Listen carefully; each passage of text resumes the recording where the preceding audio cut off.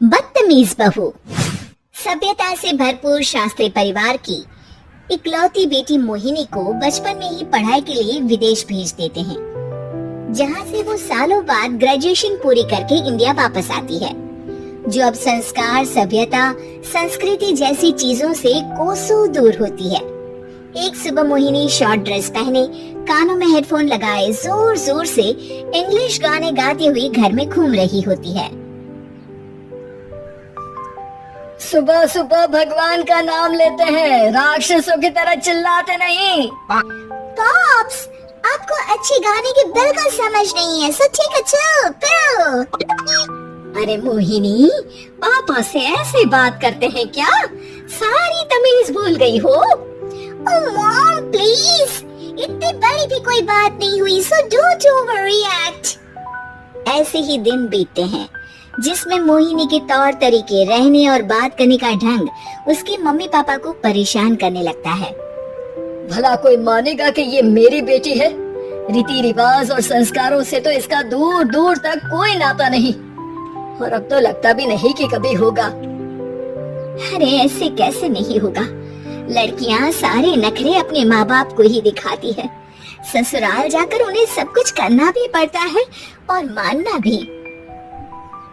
पत्नी की बात शास्त्री जी समझ जाते हैं और कुछ ही दिनों में अपने से भी ज्यादा धार्मिक परिवार में निखिल के साथ मोहिनी का रिश्ता पक्का कर देते हैं। रिश्ता तो पक्का कर दिया, पर यहाँ मोहिनी को कैसे मनाएंगे? शादी ब्याह के मामले में आटे में नमक जितना झूठ तो चलता है जी। इसी तरह एक के बाद एक तिकड़म लगाते हुए दोनों मिलकर मोहिनी को शादी के लिए तैयार कर लेते हैं और मोहिनी निखिल की शादी हो जाती है, जिसके अगले दिन से ही मोहिनी दोबारा अपने पूरे अवतार में शॉर्ट ड्रेस पहनकर घर में घूमने लगती है। बहू को ऐसे देख सास की आंखें फटी की फटी रह जाती हैं।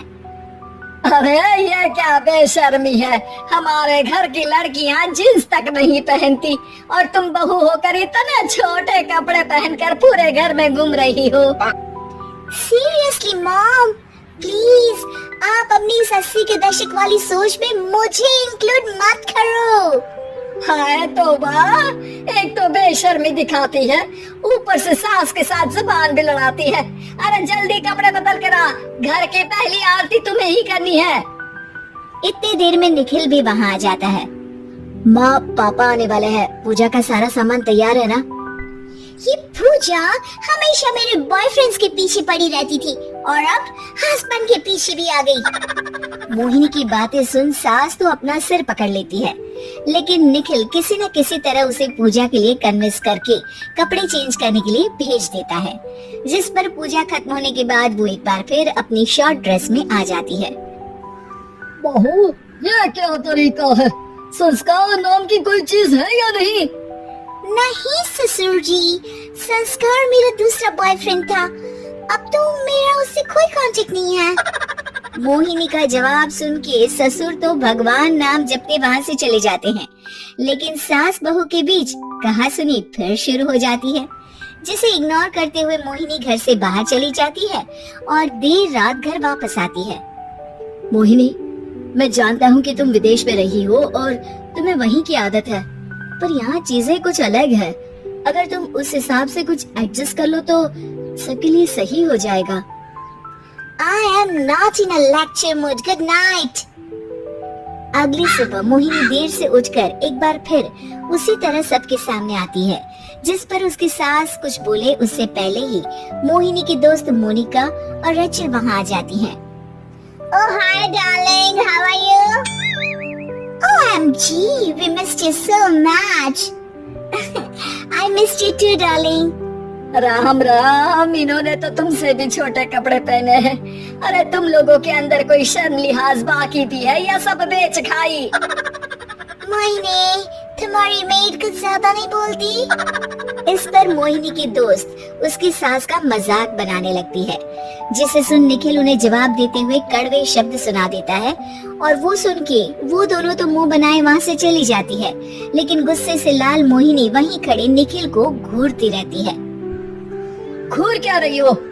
तुमसे शादी की ये सोचकर कि विदेश में पढ़ी लिखी हो, घर में कोई पॉजिटिव चेंज लाओगी, अपनी करियर के लिए एम्बिशियस होगी, पर अपने इस बिहेवियर से उस पढ़ाई के साथ साथ अपने मम्मी पापा के नाम को भी डुबो रही हो। अगर तुम्हें ऐसे ही हाल रखना है तो यहाँ रहने की कोई जरूरत नहीं है। निखिल की बातें सुनकर मोहिनी रोते हुए घर छोड़कर अपनी मम्मी पापा के पास वापस आ जाती है।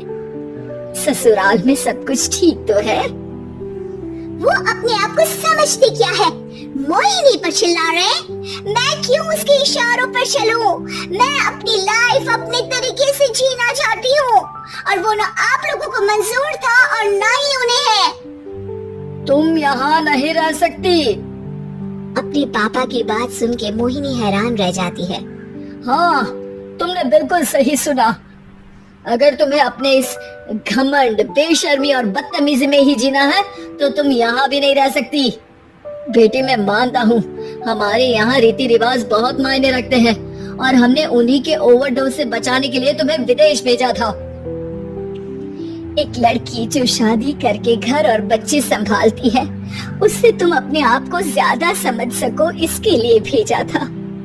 तुम उससे ज्यादा समझो और बनो, पर तुम तो किसी दूसरी ही ट्रेन में चढ़ गई बेटा।